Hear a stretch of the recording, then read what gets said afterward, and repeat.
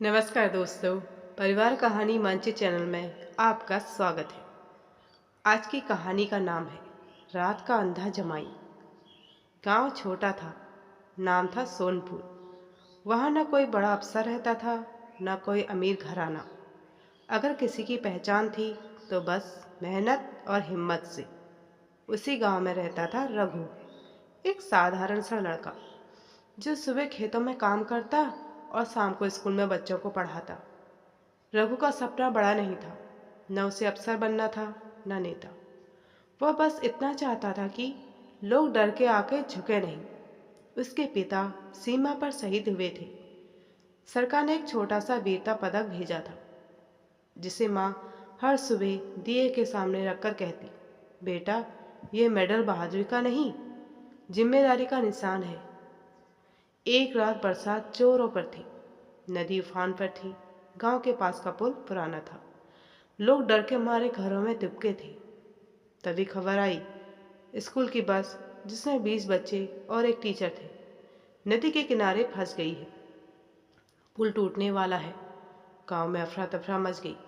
कोई बोला रात है, कुछ नहीं हो सकता। कोई बोला सरकारी मदद सुबह आएगी। मगर रघु चुप था।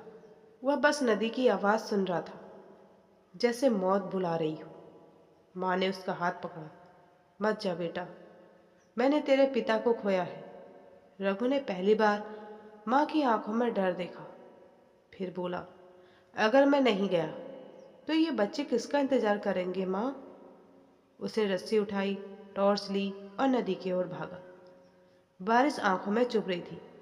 पानी कमर से ऊपर था। हर कदम पर लगता था बह गया। गांव के कुछ लड़के पीछे आए, पर डरकर रुक गए।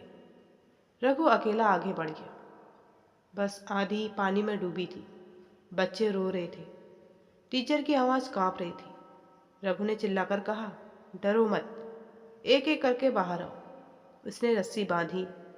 पहले एक बच्चा, फिर दूसरा। 5 बच्चे निकल आए। अचानक जोर की आवाज़ आई। पुल का एक हिस्सा टूट गया। लोग किनारे से चिल्लाए, रघु वापस आ जा। मगर रघु रुका नहीं। उसके दिमाग में बस एक ही आवाज़ थी, सबको निकालना है। पानी अब सीने तक आ चुका था। एक छोटी बच्ची डर के मारे जमी हुई थी। रघु ने उसे गोद में उठाया। तभी तेज बहाव आया। दोनों डगमगाए।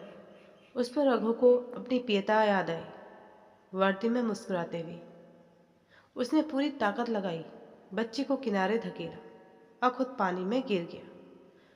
गांव वालों की चीखें गूंजी उठी। पानी उसे बहाकर ले जाने लगा। किसी तरह एक पेड़ की टहनी पकड़ी, आखिरी ताकत से खुद को खींचा। कुछ मिनट बाद सभी बच्चे सुरक्षित थे।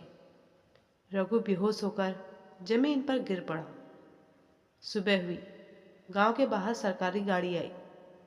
अफसर ने सबके सामने ऐलान किया, इस युवक ने अपनी जान जोखिम में डालकर 21 जानें बचाई। सरकार उसे वीरता मेडल देगी। तालियां बजी, कैमरे चमके। माँ को मंच पर बुलाया गया। अफसर ने मेडल आगे बढ़ाया।